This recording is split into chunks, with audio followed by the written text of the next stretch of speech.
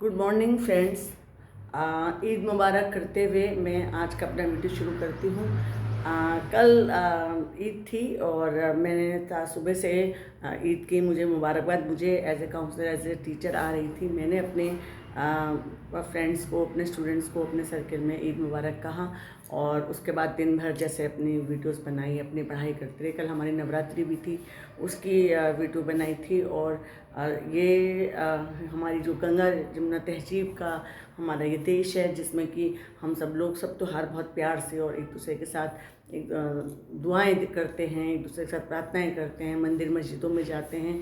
एक बड़ा पवित्र सा और एक बड़ा अच्छा सा मौसम है। रमज़ान के 3 रोज़ों के बाद ये ईद आई थी। ऐसे हमारे नवरात्रे चल रहे हैं। ये व्रत और ये पूजा हम क्यों करते हैं? ताकि हम अपनी नेगेटिविटी को ख़त्म करके प्रेम और सौहार्द के साथ अपने अंदर एक अच्छी पॉजिटिविटी को लाएं। मेरी वीडियो बनाने का आज का जो मेरा मोटिव है, उद्देश्य है, मैं आप लोगों के साथ अपनी खुशी बांटूंगी।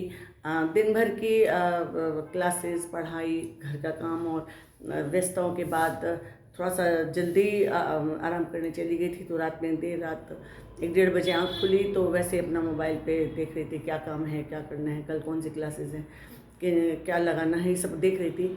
तो अचानक से एक मैसेज पर मेरी निगाह गई। मन हुआ ज़रूर आप लोगों के साथ बात करूं। तो उसमें मैं अपना कोई महिमा गान नहीं कर रही हूँ, लेकिन मैंने बहुत साल पहले पढ़ा था कहीं ऐसे ही कि नेकी कर और दरिया में डाल। ये मेरी अपनी नेचर है। नेकी कर दरिया में डाल। मुझे याद भी नहीं रहता है कि हम जो ईश्वर उस काबिल हमें रखे कि हम किसी की मदद कर पाएँ।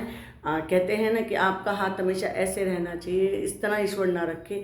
आपके अंदर जितनी सामर्थ्य हैं, जैसे कि मुस्लिम्स में भी कहा जाता है, हमारे हिंदुओं में कहा जाता है, सब जगह दान का बहुत बड़ा महत्व। मैं हमेशा आप लोगों से कहती भी हूँ कि यथा योग्य दान कीजिए, जिसको ज़रूरत है उसको दान कीजिए। और मैं इसे दान भी नहीं कहूँगी, इसे ज़रूरत कहूँगी। जब मैं नई नई काउंसलिंग में आई थी तो मेरे पास मैं स्कूल कॉलेजेस में जाती थी।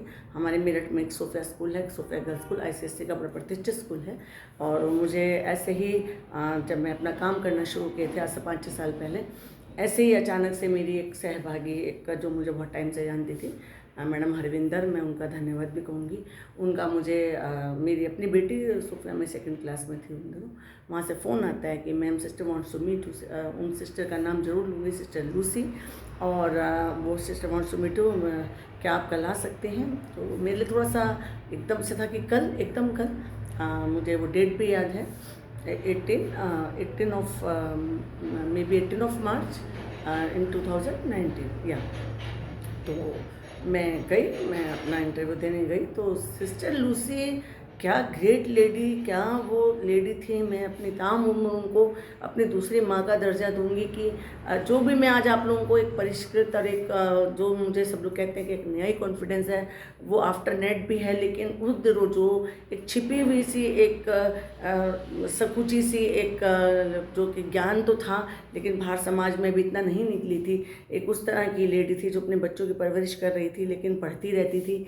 उन्होंने उसे किस तरह से तराशा, किस तरह उन्होंने उसकी छिपी हुई योग्यता को बाहर निकाला। एक शब्द कहा मुझे कि मुझे आपकी ज़रूरत है। आप मानेंगे कि मैं देख रही थी कि कोई ऐसे बोल सकता है कि मुझे आपकी ज़रूरत है, मुझे मेरे स्कूल में आपकी ज़रूरत है। उन्होंने या तो मेरे काम को देखा होगा या मुझे जाना होगा।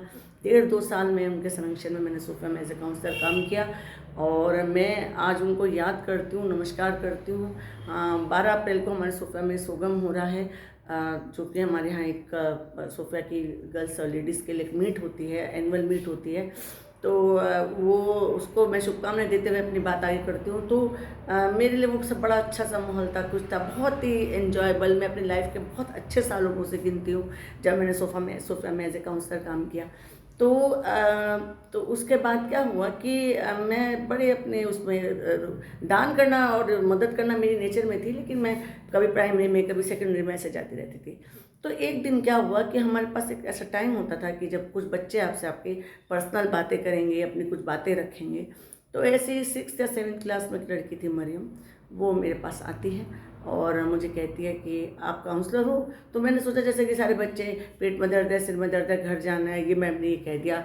ज़्यादातर बच्चों में आपस में दोस्ती को लेकर इसने लड़ाई, छोटे बच्चों में यही सब प्रॉब्लम्स रहती थी। और वो थोड़ा सा ये सब बातें मुझसे करती थी। तो मैंने कहा बेटा बैठो, लेकिन वो बच्ची बहुत देर तक चुप चुप गुमगुम सुन रही है। तो मैंने खुद ही पूछा उससे कि मैंने कहा बेटा क्या बात है बताओ। तो उसने कहा कि आप काउंसलर हैं ना, मेरी एक मदद करेंगे। हाँ जी बताओ बेटा क्या क्या मदद करनी है। कि मुझे फ़ीस में प्रॉब्लम हो रही है, क्या मेरी फ़ीस में मदद करेंगी। तो मैं क्योंकि इस बात को समझ नहीं पाई थी कि भाई ये इसमें काउंसलिंग और इसमें मैं मनोवैज्ञानिक रूप से, लेकिन मुझे ये लगा कि इस बच्ची एक आशा में मेरे पास आई है, इसे काउंसलिंग से कोई मतलब नहीं है, इसको जो problem I she wants solution of that problem. तो 2 मिनट भी मैंने नहीं सोचा और मैं पता नहीं किस जुझाव में मैंने कहा ओके। तो उसका सबसे पहले जो मेरे पर्स में शायद 500 या 1000 रुपये थे, तो मैंने सबसे पहले उसको एक जगह रखा। मैंने कहा ओके बेटा कितनी, तो साल भर की फीस मे बी 30,000 35,000 थी। यकीन मानना सुबह सुबह आज अपने नवरात्रि के दिनों में ये बात कर रही हूँ, 2 दिन के अंदर 3 दिन के अंदर मैं नहीं जानती कहाँ से जोश था क्या था। मुझे स्कूल में मेरी कुछ टीचर्स थी, उन्होंने एकदम से, किसी ने 1000 किसी ने 500, जब मैंने एकदम से कहा कि मुझे एक बच्ची की फ़ीस देनी है, किसी ने मुझसे नाम नहीं पूछा, कुछ नहीं पूछा। 7-8 टीचर्स थी, कुछ बच्चे थे, कुछ मेरे अपने जानने वाले हस्बैंड के दोस्त थे, कुछ जानने वाले थे, कुछ डॉक्टर्स थे। 2-3 दिन के अंदर हमने स्कूल में 35,000 रुपये 36,000 रुपये जमा कर दिए। और बाद में मैं सिस्टर लूसी के पास जब गई तो उन्होंने थोड़ी सी हंसी भी और कहा मुझसे कह दिए होते तो उन्होंने फिर शायद उसकी कुछ फीस कम भी कर दी थी। तो मैंने वो फीस जमा कर दी थी। उसके बाद मैं उस चीज़ को भूल गई और वो फिर उसके बाद वो लड़की आती रही अपनी और बातें, हालांकि उसकी मम्मी ने मुझसे कभी बात नहीं की, लेकिन मैं उस चीज़ को ऐसे भूल गई जैसे एक वर्क था और काम किया था। आप मानेंगे कि कल उस रात को 1:30 बजे मैं एक मैसेज देख रही हूँ, ma'am I am Mariam, now I am in Delhi, in I am doing nursing and मैं अब जल्दी ही नर्स बन जाऊँगी। मे बी शायद कुछ नर्सिंग में कुछ मेडिकल में वो लड़की अपना कोर्स पूरा करके निकल जाएगी। और मुझे इतनी खुशी हुई as a mentor, as a teacher, कि वो लड़की आज अपने पैरों पे खड़ी है और उसने बहुत प्यारा सा मुझे फूल वूल बना के हैप्पी ईद बोला। मुझे वो ईद ही मिली, मुझे वो ईद इतनी, मुझे ये ईद मुझे हमेशा याद रहेगी कि वो बच्ची ने मुझे इस लायक समझा, उसने मुझे उसका रिवार्ड दिया। 2019 से आज हम 2025 में बैठे हैं, उसने मुझे हैप्पी ईद लिखा। मैं उस बच्ची को धन्यवाद करती हूँ कि तुमने मेरे चेहरे पे इतनी खुशी ला दी थी बेटा, कि मैं अभी तक मैं खुश हूँ कि आगे मुझे फिर से एक जोश मिला है कि मैं ऐसे ही मदद कर पाऊँ। ईश्वर मुझे इस लायक रखे कि मैं फिर किसी की ऐसी मदद कर पाऊँ। और जिस तरह से उन सब लोगों ने मुझे उस दिन सहयोग करा था, उन सब का भी धन्यवाद करती हूँ और उस ईश्वर का धन्यवाद करती हूँ। आपने मुझे बेस्ट ईद दी और आपको ईद बहुत बहुत मुबारक हो। सभी लोगों को एक कामना करती हूँ और सब लोगों से मेरी एक ये अनुरोध भी है कि हम सब लोग भाईचारे के साथ प्यार से इनके जैसे हिंदू और मुस्लिम हम लोग अपने एक दूसरे के साथ त्योहारों को मनाएं। ये हमें दिवाली की शुभकामनाएं दें, हम इन्हें ईद की शुभकामनाएं दें। और जिस तरह से हमारा हिंदू मुस्लिम संस्कृति का ये हमारा जो देश था, जिस तरह से चलता हुआ आया था, ऐसे ही आगे चलें। और सभी को ईद मुबारक, नवरात्रि मुबारक कर मैं आज अपनी ये वीडियो बंद करती हूँ। नमस्कार, धन्यवाद।